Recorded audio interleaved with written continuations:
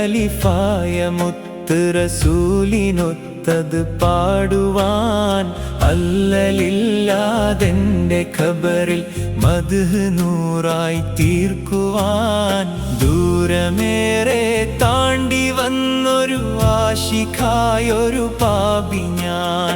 യാ റസൂലേ റസൂലേ, ദുരിതമേറും നാളിലൊന്നെൻ ആശ കണ്ടൊരു ലൈലിലായി. യാ ഹബീബേ ഹബീബേ, കനവ് പോലെൻ കൈ പിടിച്ചു ചേർക്കണേ ആ ഹശറില്.